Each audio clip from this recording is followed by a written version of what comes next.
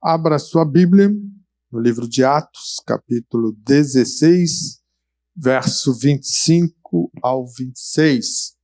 Atos 16, verso 25 ao 26. Queremos trabalhar essa palavra. Acharam? Amém?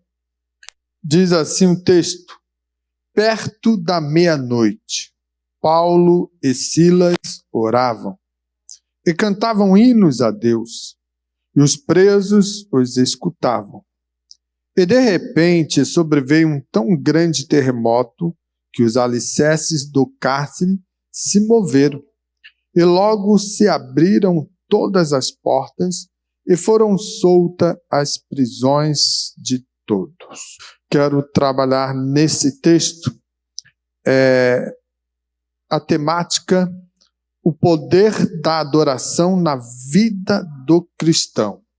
Então veja como é importante nós entendermos sobre o processo da adoração, porque a adoração é um dos temas centrais da Bíblia, a palavra de Deus, e ela vem atuando, ou seja, Deus vai sempre buscar adoradores. Desde o Antigo Testamento, você vai perceber que Deus vem buscando adoradores. Deus tem prazer em encontrar homens, mulheres que adorem verdadeiramente o nome dele, que seja um espírito verdadeiro, um espírito quebrantado, rendido ao Senhor em adoração.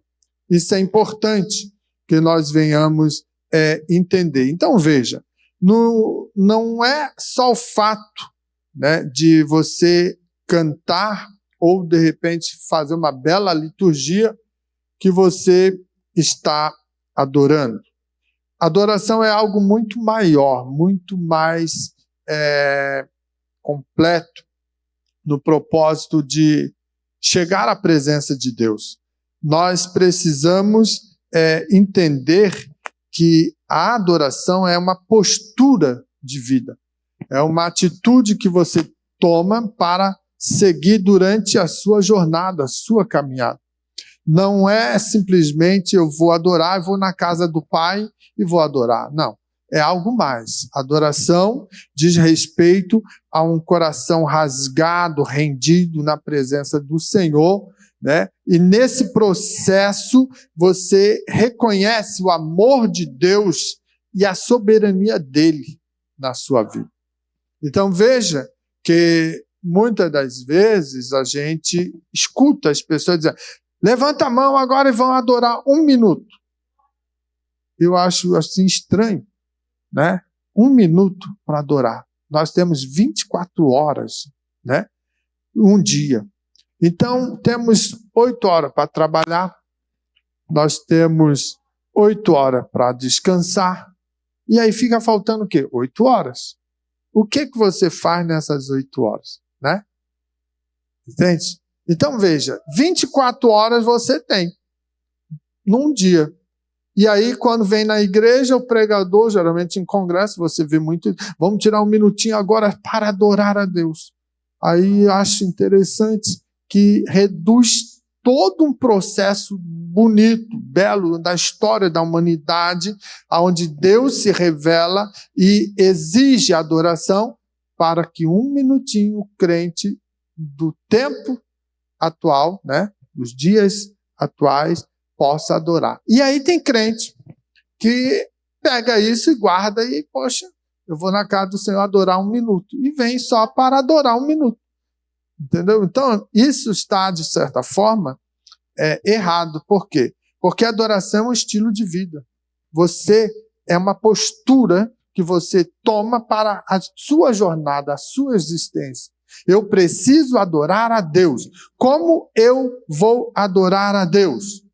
Eu vou adorar a Deus quando vou para o trabalho, Eu vou adorar a Deus quando estou na minha casa, talvez descansando, talvez fazendo alguma tarefa. Eu vou adorar a Deus no momento de tristeza, no momento de alegria. Eu vou adorar a Deus na hora da crise, do conflito, com dinheiro no bolso, sem dinheiro no bolso. Eu vou adorar a Deus com comida na mesa, sem comida na mesa.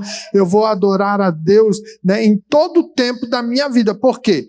Ele me resgatou, Ele me salvou, Ele transformou a minha vida e eu tenho que ser grato a Ele em todo o tempo. Então, adoração diz respeito de estilo de vida ou postura de comprometimento diante de Deus. Porque quando você adora, você reconhece o amor dele sobre a sua vida, você reconhece a soberania dele. Não a sua vontade, não o seu desejo, mas a vontade dele que vai estar permanecendo. Então, é importante nós entendermos isso. E Atos 16, aqui nós vamos ver a história de Paulo e Silas. Paulo e Silas, eles foram açoitados, foram aprisionados de forma injusta. Estavam ali, de repente se levantaram contra e eles foram para a cadeia, mas depois de ser açoitado, e não era, irmãos, assim um açoite qualquer, era um açoite que trazia marcas, vergões, e aquilo ardia, entende? Provavelmente, suas carnes estavam em carne viva, como a gente diz, com sangue, né? Com dores, e eles ali estavam na prisão, no ambiente do calabouço, da masmorra, aonde não necessariamente tinha ali uma caminha, ou um ventiladorzinho, ou uma aguinha para tomar, mas provavelmente era um ambiente, né, úmido, um ambiente fechado, a ponto de quem estava ali tinha que pagar o preço do que estava fazendo, e de repente eles fazem o seguinte, eles tinham todos os motivos para dizer assim, vou ficar brabo com essa religião, eu não quero mais saber desse Deus, porque eu estou falando do amor dele, estou pregando a sua palavra, e agora eu estou aqui. O que você faria? Né? Por menos que isso, você já fala mal do pastor, já fica brabo com o seu líder, já cria problemas de confusão na igreja. Por menos que isso. Entende? E aí eles simplesmente escolheram o quê? Adorar. Humanamente falando, eles não teriam motivo para isso. Não teria condições de, naquele momento, ele poderia levantar as maiores justificativas, ou todas elas possíveis, para dizer assim, não dá para adorar agora. Preciso me curar. Preciso resolver essa dor que eu estou enfrentando. Depois, quem sabe, sobra 1 minuto para me adorar. Então, veja, nós somos assim. Às vezes dá uma dor de barriga, não vou mais no culto enquanto eu não ficar bonzinho, saradinho, porque, sabe, né, eu estou assim com uma dor de barriga. Estou dando um exemplo da dor de barriga, pode ser uma dor nas costas, na perna, uma canseira, como muitas das vezes nós sofremos. Eu não vou lá adorar, ou eu nem quero adorar em casa, porque não necessariamente você vai adorar só na igreja. Esse é o erro que nós cometemos. A gente vai para a igreja, achamos que lá na igreja é só lá o lugar de adoração. Não. Em todos os lugares. Como a gente já conversou aqui, já falou, em todo e qualquer lugar onde botar a planta dos seus pés, adore a Deus. Então, Paulo e Silas não tinham motivos para louvar naquele momento. Mas eles escolheram adorar a Deus. Eles escolheram tomar essa iniciativa de render louvor, glórias ao Senhor. Por quê? Porque entenderam que dentro da condição que estavam, o melhor lugar que ele estava ali, o melhor momento ali, era adorar. Vamos cantar, vamos louvar, vamos adorar a Deus, sem preocupação o que iria acontecer. Deus não revelou para ele, vou mandar um terremoto, canta aí que eu vou mandar um terremoto. Não. É o processo daquele que anda na presença de Deus. É quando o teu coração está rendido aos pés do Senhor, você encontra todo momento maneiras de adorar. Então, aquele momento de Paulo e Silas vai revelar algo que mostra a sua fé inabalável. A fé que não se abala por qualquer circunstância. Ela está fundada ou firmada em Deus. E como nós podemos firmar a nossa fé em Deus? Mediante a sua palavra. Guardei a tua palavra no meu coração para não pecar contra ti. Então, quando eu guardo a palavra, né, como eu sempre digo, não é o fato assim, eu vou esconder. Geralmente, a gente usa essa expressão de guardar para colocar em um lugar que não fique visível, fique protegido. Né? Tá escondidinho lá. Tem gente que guarda, né, dinheiro dentro de casa na caixa de sapato, talvez, né, debaixo do colchão. Está guardadinho, está escondido. Não é para ficar exposto. Não é esse sentido. Guardar a palavra no coração é para dizer assim, a palavra de Deus é viva e eficaz e ela está no meu coração, me lembrando que há um Deus todo-poderoso, soberano, que opera na minha vida, livrando, perdoando meus pecados, fortalecendo, me dando saúde, me dando ânimo, me dando graça e enchendo meu coração de júbilo. A palavra de Deus tem poder.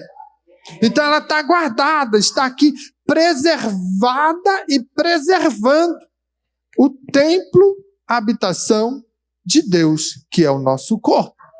Então é importante nós entendermos que dentro desse aspecto da fé inabalável, que ela está, né, estruturada no caráter de Deus, que vai se fazer presente na minha e na sua vida, se andarmos mediante a sua vontade, então, dentro desse aspecto, eu vou adorar.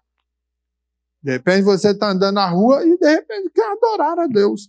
Eu estou indo para o trabalho. E vai cantarolando, vai adorando. Você bota às vezes música, né, para tocar, adorando a Deus. Você vai procurando, às vezes, num espaço que sobra um tempinho para ler a palavra de Deus. Ou seja, há uma série de situações que você, né, de repente, no seu enfrentamento diário, você está ligado com o Pai. Você está em sintonia com Deus. E isso faz você adorar. Isso é muito importante. Dentro do processo de Paulo e Silas, né, ocorreu o quê? O resultado dessa adoração gerou um grande milagre. Por quê? Aconteceu um terremoto. Estavam ali aprisionados, sem expectativa, e houve um terremoto que abriu as portas da cadeia, da prisão, libertou não somente eles, mas todos estavam agora com possibilidade de fugir. A ponto que o carcereiro, quando levanta e vê aquilo, pronto, vou me matar. Por quê? Porque todos fugiram. E aí Paulo fala, não, estamos todos aqui, ninguém foi embora. E aí acalmou a vida daquele homem, e ele fala, o que eu posso fazer para alcançar tamanha salvação? E aí Paulo fala, crê no Senhor Jesus Cristo e será salvo, tu e a tua casa. Olha como Deus faz para alcançar vidas. O ato de eu estar em sintonia com Deus para adorar e bendizer o seu nome, isso vai contagiar pessoas. Então, o crente, nos dias de hoje, precisa verdadeiramente entender o ato de adorar. O adorar é você também dar testemunho de cristão.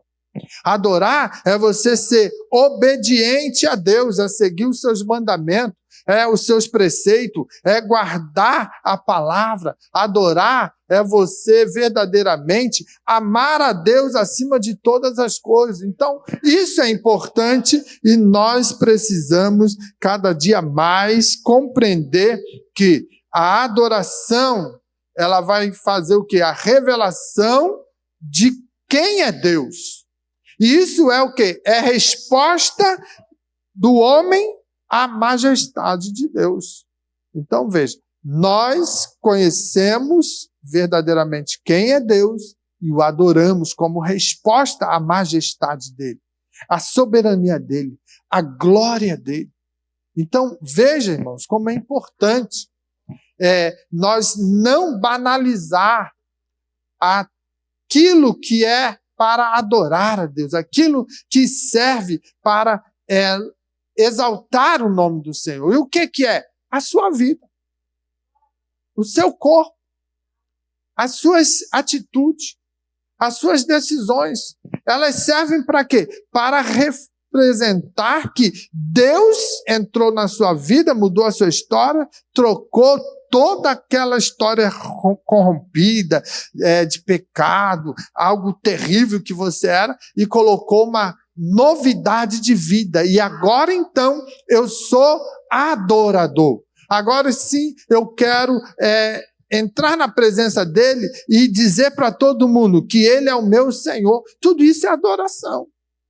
Entende? Então veja que quando eu faço assim, é uma resposta minha à majestade dele, à glória dele, ao poder soberano dele.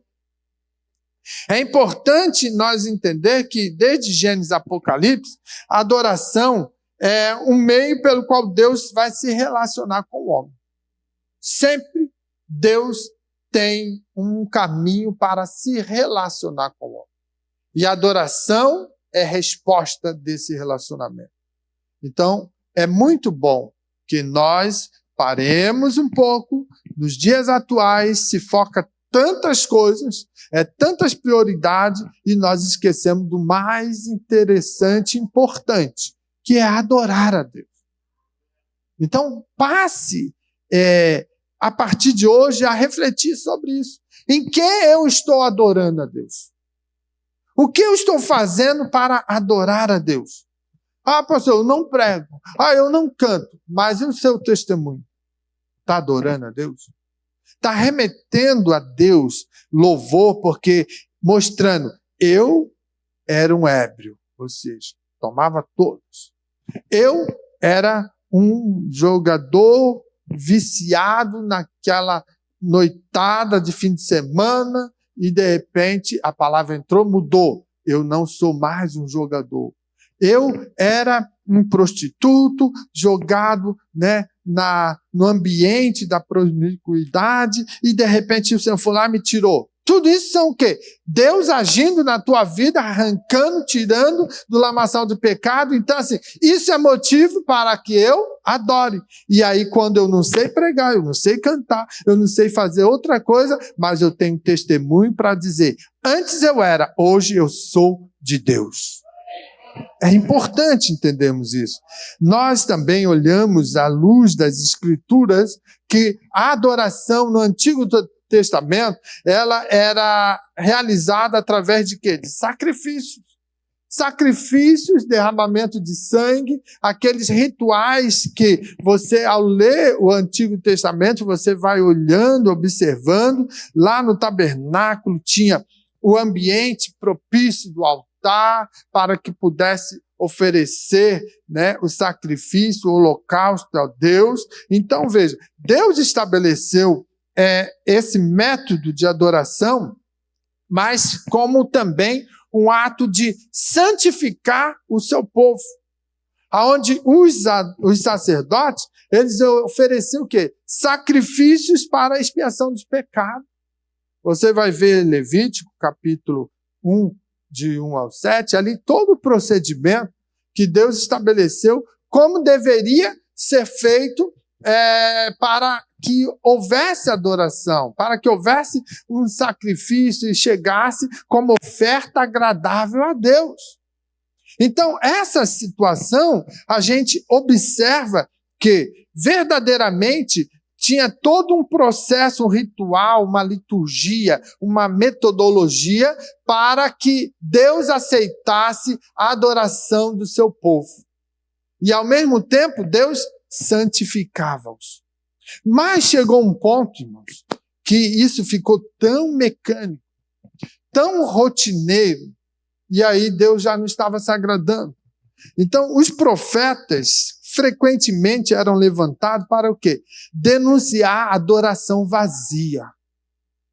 Denunciava que não estavam verdadeiramente devotados a Deus, colocando em prática aquilo que era necessário entre o homem e Deus, no seu relacionamento, o ato do homem reconhecer que Deus é maior, que Deus é o soberano, que Deus é tudo. E aí, então, adore, exalte o seu nome. Mas o texto nos diz, quer ver? Abra lá Isaías, no capítulo 1 de Isaías, e no verso 11, olha só o que Deus, usando o profeta, fala. O que os faz pensar que deseja os seus muitos sacrifícios? Estou lendo a nova versão transformadora, ela amplia. Então veja, o que faz pensar que deseja os seus muitos sacrifícios, diz o Senhor. Estou farto de holocausto de carneiros e da gordura de novilhos gordos. Não tenho prazer no sangue de touros, de cordeiros e de bodes. Quem lhes pediu que fizesse esse alvoroço por meus pátios quando vêm me adorar? Parem de trazer ofertas inúteis. O incenso que oferece me dá náusea. Suas festas de lua nova, seus sábados e seus dias especiais de jejum são pecaminosos e falsos. Não aguento mais suas reuniões solenes. Odeio suas festas de lua nova e celebrações anuais. São um peso para mim, não as suporto. Não olharei para vocês quando levantarem as mãos para orar. Ainda que ofereçam muitas orações, não ouvirei, pois suas mãos estão cobertas de sangue.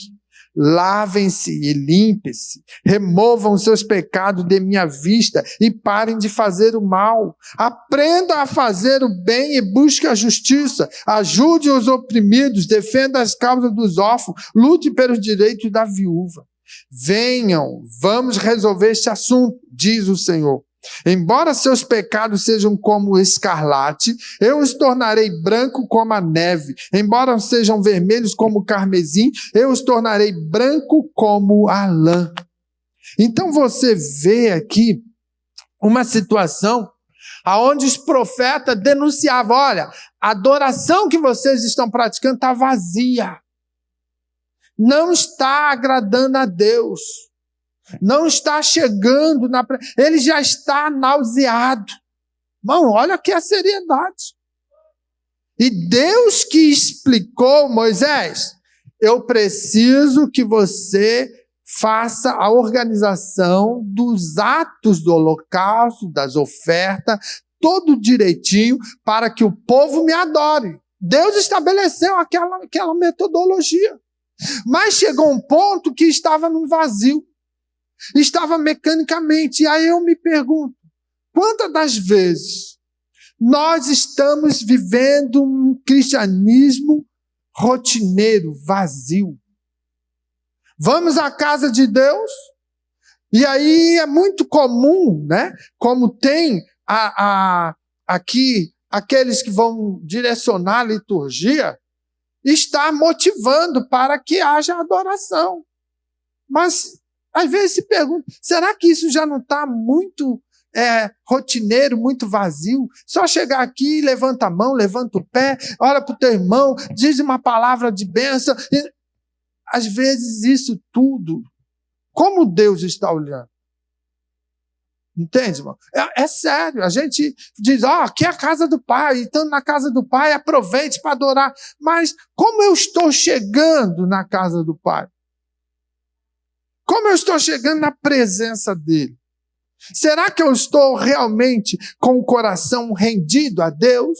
Ou eu já estou pensando assim, acabando aqui, eu já vou lá, vou curtir aquela festinha, vou dar uma puladinha no finalzinho do carnaval? Não sei. Pastor, tem crente que ainda dá uma escapadinha. Tem pastor que está indo lá orar no carnaval, abençoar. Irmão, eu não entendo. A internet está abrindo o leque, mostrando muita coisa que já está corrompida no meio gospel. Está cheio.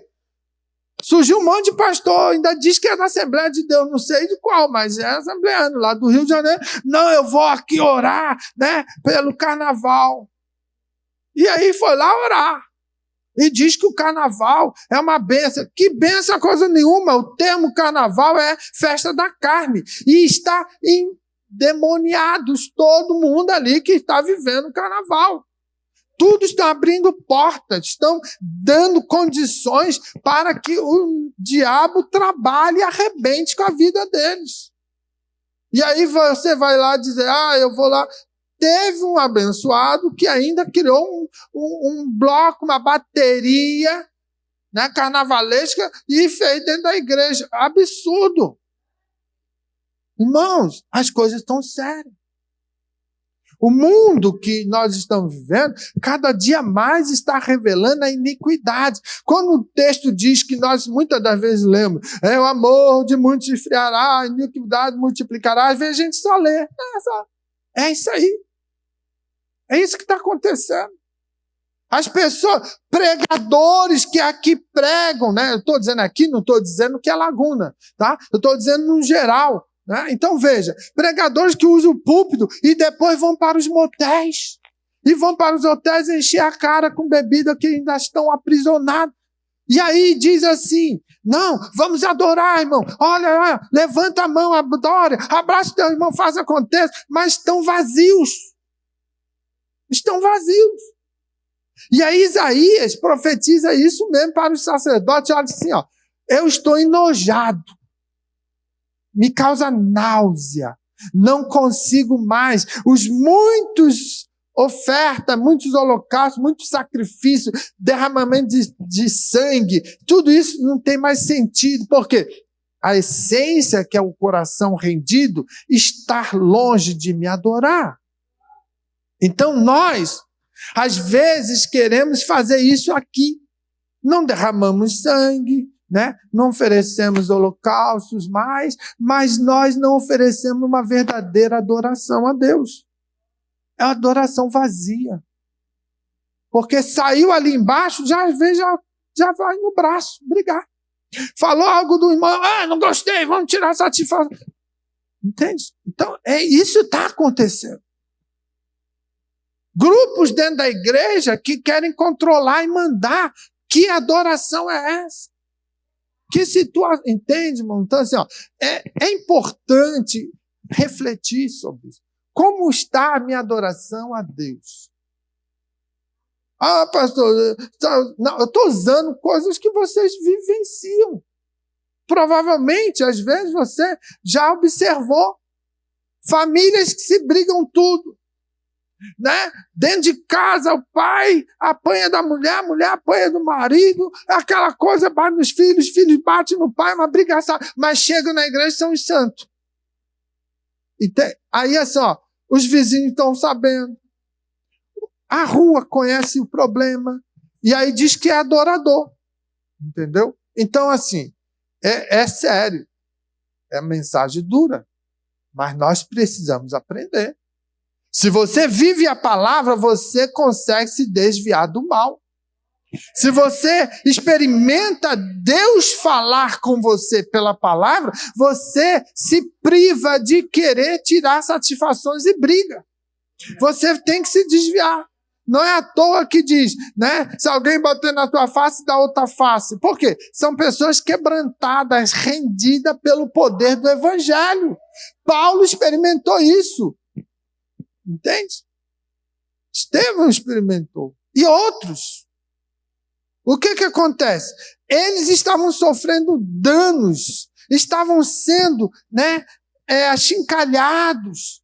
E, de repente, eles conseguem compreender que tudo aquilo é prova, é seta do inimigo para destruir a sua fé. Então, eles se calavam, saíam, fugiam daquele ambiente, para que a glória fosse para o Senhor. Então, é importante entender que nós devemos verdadeiramente render os nossos corações para a glória de Deus. Isso em tudo, né? Dar a Ele, né, o louvor sincero. Davi era um grande adorador. Ele entendia o valor, né, do seu louvor sincero a Deus. E ele escreveu os salmos, ele expressava adoração genuína em confiar em Deus. Então, veja, irmãos, isso é importante. No Novo Testamento, nós também olhamos essas condições e podemos ver grandes coisas que Deus fez. A partir do Novo Testamento, mudou-se a maneira de adorar. Por quê? Agora não precisa derramar mais sangue, porque Jesus derramou seu sangue perfeito, precioso, para, de uma vez por todas, eliminar todos os sacrifícios de derramamento de sangue. Jesus nos concedeu agora algo maior. Não tem necessidade de um ambiente físico. Eu vou ali no tabernáculo para adorar, então tem que levar a minha oferta de sacrifício. Lá o sacerdote vai botar a mão sobre a cabeça, vai imolar o bichinho ali e vai derramar o sangue, depois vai cortar em pedacinho, vai botar no altar e o vai queimar, tudo para ser oferta agradável a Deus. Hoje não, Jesus morreu por mim e por você. Jesus nos reconecta com Deus, num relacionamento pessoal com Deus. Jesus nos deu um ensino verdadeiro de adoração. Você deve adorar em espírito e em verdade. Você deve realmente abrir o seu coração para expressar a Deus uma vida de louvor, uma vida regenerada, uma vida totalmente transformada. Então veja, Jesus mudou toda a situação. Nós podemos, amados, observar que nos dias atuais não podemos ficar presos a situações, às vezes, mecânicas, as situações rotineiras. De repente, a pessoa que está do teu lado e começa a adorar a Deus, glorificar, exaltar, porque está lembrando, eu era um macumbeiro, eu era um viciado, eu era um camarada sem solução, sem esperança, e de repente Deus entrou com poder na minha vida, me transformou, me arrancou, me colocou aqui, então eu quero dar glória, eu quero louvar, eu quero exaltar, eu quero adorar o seu nome. E aí você fica incomodado. Esse irmão aí fala um monte, dá muito glória a Deus, esse irmão aí está me atrapalhando. Não, você não entende o processo que ele tem de espiritualidade, de relacionamento com Deus. Foi só ele, Deus, que entrou na história dele e mudou. E aí, diante disso, ele às vezes quer adorar, e o jeito dele adorar é dar glória a Deus alto.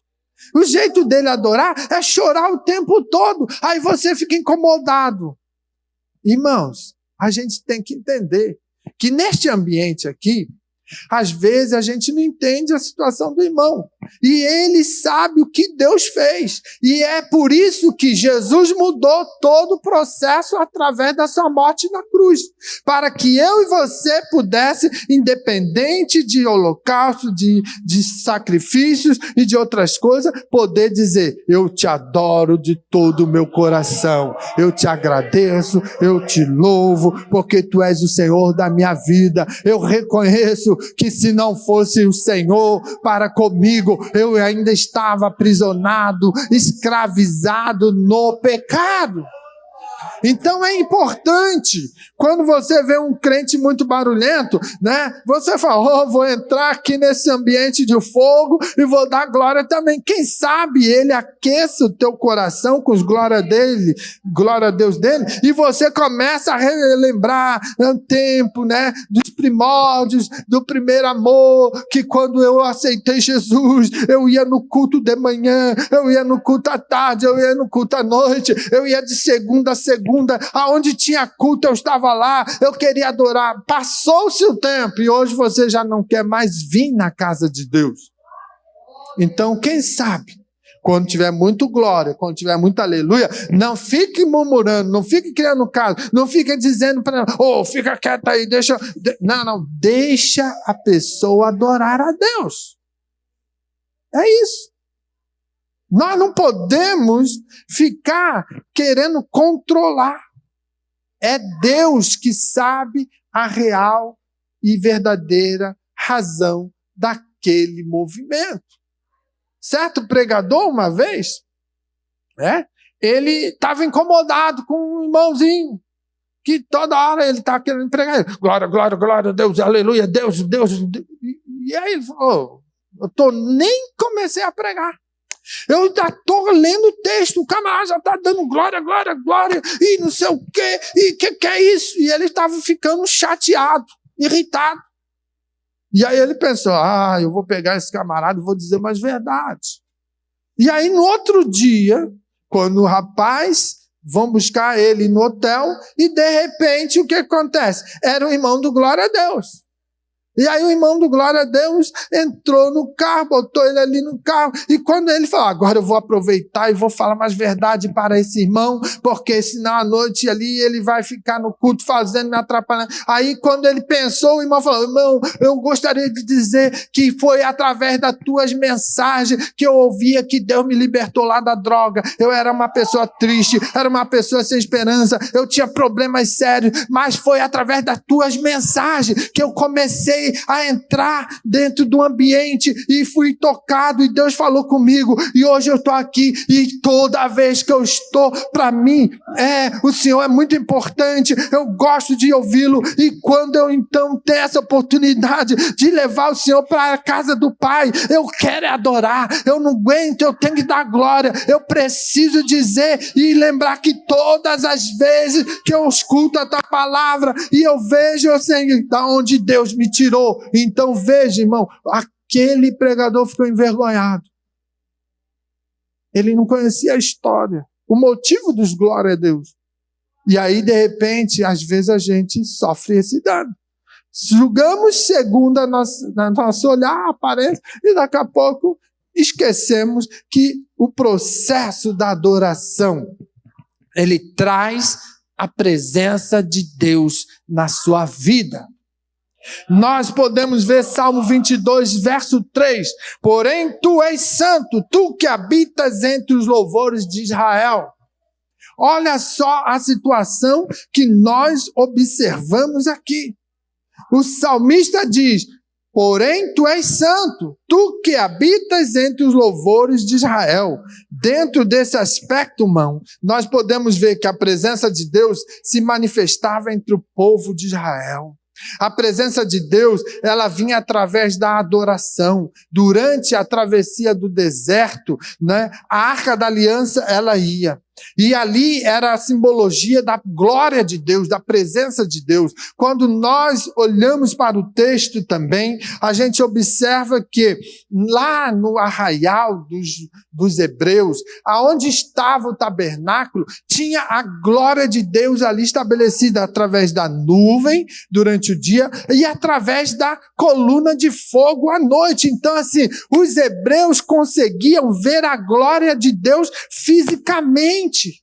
Coisas que hoje, às vezes, a gente só vai dizer assim, hoje o culto estava uma bênção, estava uma glória, só porque deu um movimento. É assim que a gente expressa.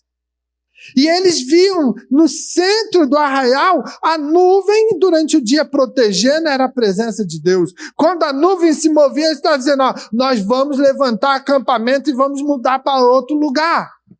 De repente, à noite, a nuvem virava uma chama de fogo, uma coluna que aquecia durante a noite no deserto a vida do povo de Deus para que pudesse dormir uma noite tranquila, um sono do justo. E, de repente, eles viram a glória, eles viram o maná, eles viram abrir o mar, eles viram abrir o Jordão, eles viram tanta manifestação da glória, mas mesmo assim acabaram sendo infiéis. Mesmo assim, acabaram idolatrando outros deuses, acabaram se desviando da presença do Todo-Poderoso. Olha só. Por isso que religiosidade não salva ninguém. Às vezes a gente diz, a nossa igreja é detentora da palavra. Que nossa o quê? Se não for a misericórdia de Deus na nossa vida, nós éramos para estar jogados no lamaçal. Entende? Então veja, eles, os hebreus, viam a glória, participavam da glória e buscaram outros deuses. Quantas das vezes nós assim estamos, vazios? Quantas das vezes nós estamos vivenciando a mesmíssima coisa? Nós vamos para a igreja por rotina. Eu não tenho onde ir, eu vou para a igreja. Ele vem sem propósito.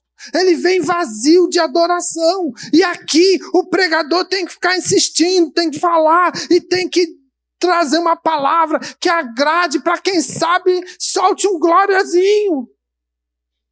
E aí tem outros mais, ousados que ficam: ei, meu irmão, esse amém é para mim, vamos dar um amém para Deus. Irmão, se o primeiro amém já não prestou, o segundo forçado não vai prestar. Aí ficam forçando: ai, que glória a Deus, mas fraquinho, que glória a Deus. Irmão, glória a Deus tem que sair do profundo, como a oferta suave que agrada a Deus. Eu sou crítico a isso. Às vezes eu penso: não tem misericórdia. Não, é muita baboseira. É muita boçalidade. É muita banalidade dentro do ambiente gospel. Que aí querem reduzir a presença e a glória de Deus a coisa segundo o meu olhar. Não, a palavra está bem clara. Adorar em espírito e em verdade. Ou seja, coração rendido. Coração rendido é coração que outrora pertencia a um outro Senhor, mas depois Deus entrou com poder e graça e rendeu, ou seja, trouxe para ele, agora me pertence. Então, se eu pertenço a Deus e eu adoro a Deus, a graça dele me basta e a adoração que eu dou é para exaltar o seu nome. Porque ele me rendeu, ele me resgatou, ele me redimiu. Então, quando eu entendo isso, quando eu coloco isso diante da minha vida no dia a dia, eu vou entender que a adoração, ela traz a presença de Deus.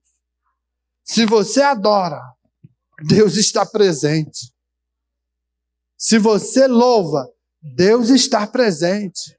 Se você busca, Deus vai responder. Deus vai andar com você. Deus vai estar em todo o tempo ao seu lado, se você realmente é um adorador.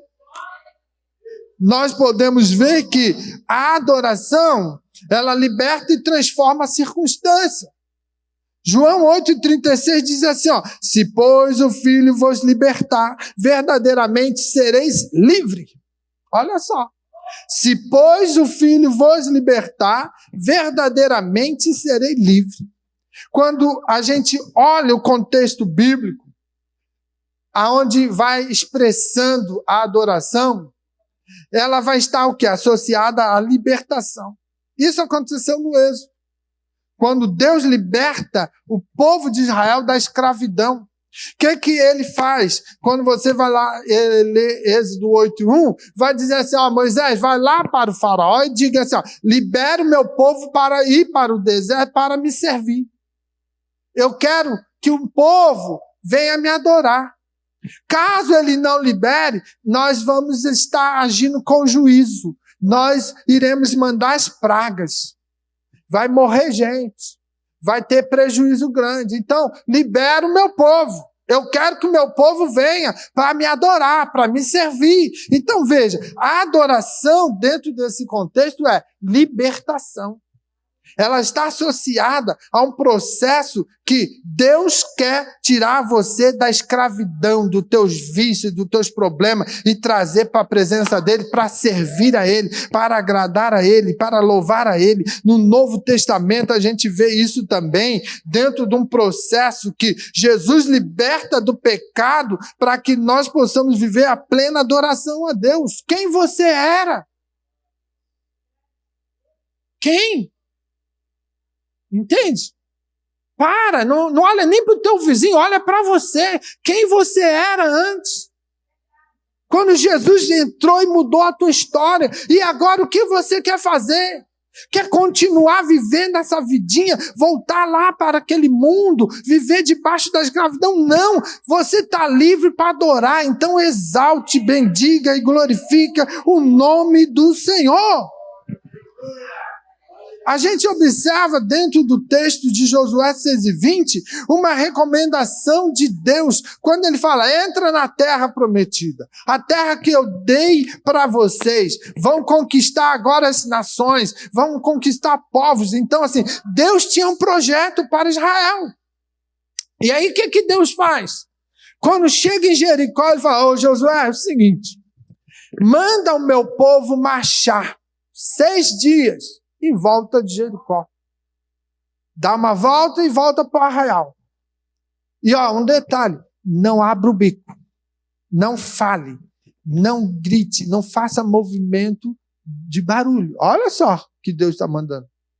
Somente dê a volta e volta. No 7º dia, 7 voltas dê em volta de Jericó. Mas por que Jericó era uma cidade oponente, forte, bem resistente à queda.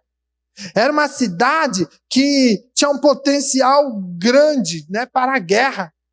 Não se entrava em Jericó depois que os portões estavam fechados. E Deus falou: eu vou dar Jericó para vocês.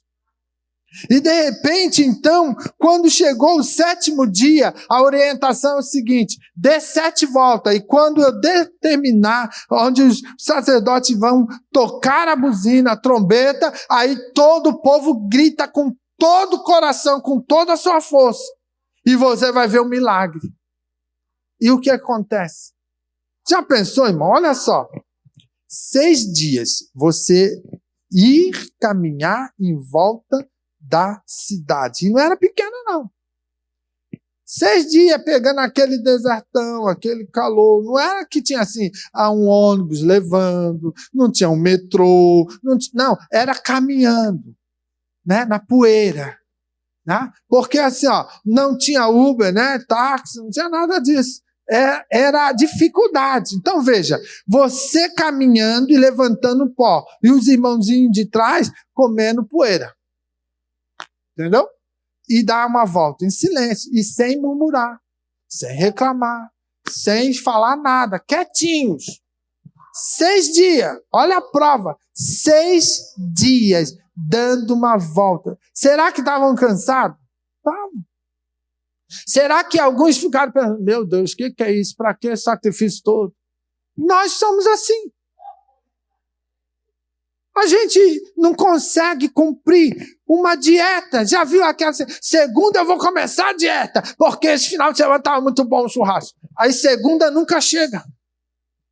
Nós somos assim. Imagina aquele povo, 6 dias dando a volta.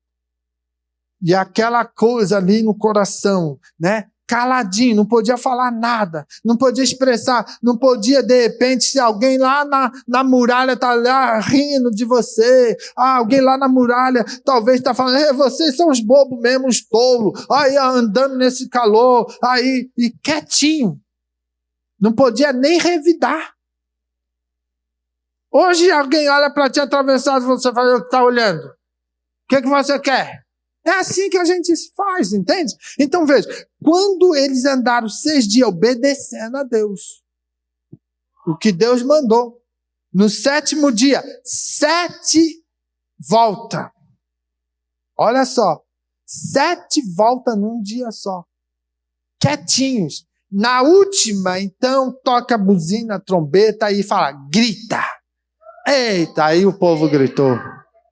O povo abriu o bocão e berrou, gritou e fez um barulhão, e veio um grande terremoto, e aquelas muralhas caíram, e aquele movimento foi tão glorioso, porque aquela adoração chegou ao trono da graça, e não teve nenhuma situação que pudesse suportar. Quando nós, igreja, resolvemos verdadeiramente a adorar, a exaltar, a buscar, não há inferno, não há quem se levante contra a obra de Deus. Por quê? Porque a glória desce no ambiente e todos são tomados pelo poder de Deus. Aleluia.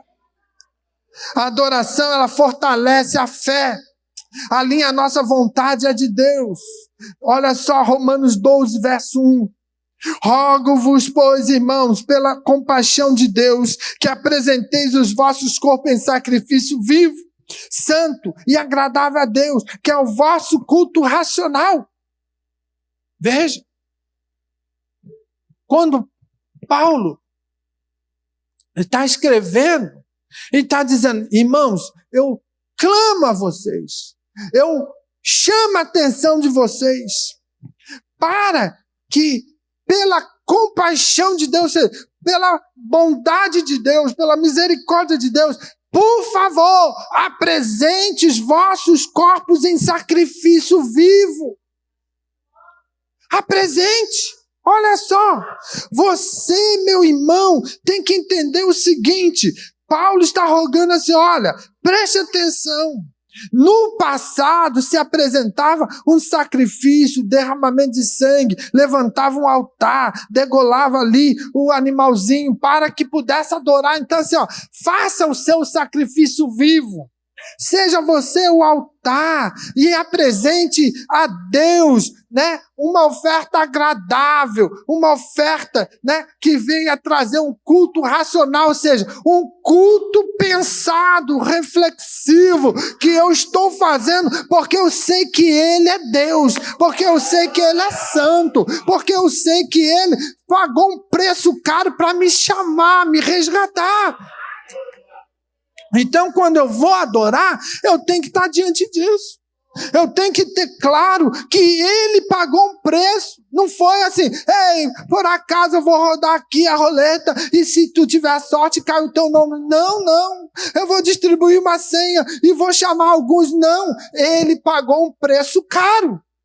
Ele derramou o sangue do seu Filho amado. Para quê? Para que eu pudesse estar rendido na presença dele. E agora quando eu chego na presença do Senhor com sacrifício vivo, ou seja, eu sou o sacrifício vivo, ou seja, eu sou o altar, eu sou o templo, eu sou aquele que quer adorar, eu estou consciente, eu quero te ofertar, Senhor, um culto de adoração, um culto de louvor. Por quê? Porque tu me arrancou do lamaçal de pecado, tu me tirou das profundidades das trevas, tu me colocou em luz, tu me deu um nome, tu me deu esperança, tu me dá vida eterna. Deus, eu quero render graças a ti.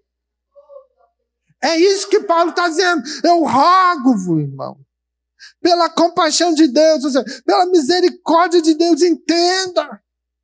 Apresentei o vosso corpo, ou seja, o seu tabernáculo, né, o seu templo. Veja, apresente a Deus como sacrifício vivo, oferte a Ele, renda a Ele, rasgue esse coração, para de ser durão, né, e dizer que não vou dar um glória a Deus porque eu não gostei da mensagem. Abre mão disso. Você está na casa do Pai, e na casa do Pai é para adorar, é para glorificar, é para levantar a mão, como diz o nosso irmão Marcos, levanta a mão lá no terceiro andar, né, e dá glória. É isso, mas dá um glória racional, um glória porque Ele me tirou lá do lamaçal, Ele me resgatou, Ele me transformou, Ele escreveu o meu nome no livro da vida. Então eu quero dar glória, eu quero dar glória, eu quero dar glória, eu quero dar glória, eu quero dar glória, porque Ele merece a lamantone candarabas, Ele merece adoração. Jesus foi um exemplo vivo disso. Jesus estava lá no Getsêmani e Jesus ia morrer na cruz. Jesus, por antecipação, ele sofre o castigo da cruz. Ele observa e ele diz: todo o pecado da humanidade vai vir sobre mim, e eu agora, o Filho de Deus, eu santo, porque Jesus era homem, Jesus era Deus, e ele vê, o pecado vai ser cravado, como diz as Escrituras, a cédula dos nossos pecados foram cravadas na cruz. E Jesus, então, ele olha aquilo, e ele pensa, quem sabe, eu acho que eu vou dar uma escapadinha, vou sair. Não. Ele fala para o Senhor, para o Pai, assim: eu tenho que adorar. A situação vai ser difícil, mas eu tenho que adorar. Então o que é que Jesus faz? Não se faça a minha vontade, mas a tua, Pai. A tua prevaleça, a tua seja verdadeira, a tua seja primazia, a tua vontade, mesmo que eu morra, mesmo que eu tenha danos, mesmo que eu sofra, é a tua vontade, é para adorar, para exaltar o teu nome. Então veja como é importante nós entendemos que se nós virmos a casa de Deus e enaltecer e elencar: eu estou cansado, eu estou abatido, eu estou aqui com sono, vai embora para casa. Volta outro dia que você esteja realmente disposto. Por quê? Porque você veio com um fardo pesado e não quer largar esse fardo. Você está na casa do Pai, esqueça o cansaço, esqueça o dia terrível e diz: eu estou aqui, é para adorar a Ti, Senhor, porque você me salvou, me transformou e me deu alegria de vida. Aleluia. É isso. É isso que nós precisamos. Então o culto na casa do Senhor não pode ser um culto xoxo, parado, e que depende de alguém ficar motivando, não. Quando você entrar aqui, já entra glorificando. Ah, pastor, mas aí eu não quero chamar atenção. Não importa, eu já disse, não importa o outro, o teu vizinho, ele tem os motivos dele, você tem o teu. Você tem que adorar, você tem que exaltar, você tem que verdadeiramente viver uma vida rendida aos pés do Senhor, aonde tudo é para Ele, para a glória dEle e enaltecer o nome dEle. Como você está adorando a Deus? É só no culto? É só na casa do Senhor que você adora? Não. Você precisa, nas suas atitudes, nas suas decisões, refletir uma vida de adorador. Uma vida que demonstra rendição. Então está indo para o trabalho, vai adorando. Está dirigindo o seu carrão, adore. Está voltando para casa para o almoço, adore. Ah, não tem comida para comer, adore. Entende? O conflito, a crise, o problema, adore. Se você adorar, Deus vai olhar e vai dizer: eu preciso mudar a situação do meu servo. Eu preciso entrar em socorro a ele, porque com tudo que está acontecendo, ele continua me adorando. Lembre de Jó. Jó pagou um preço caro, suportou tanta situação, mas ele adorava a Deus. Ele enalteceu o nome do Senhor. Então, meu irmão, nessa noite, que possa ficar gravado no seu coração essa palavra, que possa você aprender que o ato de adorar não é só na casa do Senhor. Vai lavar a louça, adore. Vai varrer o pátio, adore. Vai trocar de roupa, adore. Vai tomar um banho no chuveiro frio ou quente, adore. Entendeu? Você vai comprar, fazer o rancho do mês, adore. Não sei, tem que adorar. Mas uma adoração real, verdadeira. Não por costume, não por motivo, não. Mas sim porque Deus mudou o teu cativeiro. Deus mudou a chave. E hoje você está aqui, sabe por quê? Porque Ele te resgatou. Você não prestava. Você era um zero à esquerda. Você não servia para nada. O mundo já tinha desistido de você. Deus falou: eu acredito nele. Eu creio que eu posso mudar a situação. E Ele mudou. Então hoje é dia de adorar verdadeiramente. Hoje é dia de você levantar essa mãozona, abrir esse bocão lindo aí que Deus te deu e dar uma meia dúzia de glória a Deus, de aleluia, adorando e exaltando o nome santo do Senhor.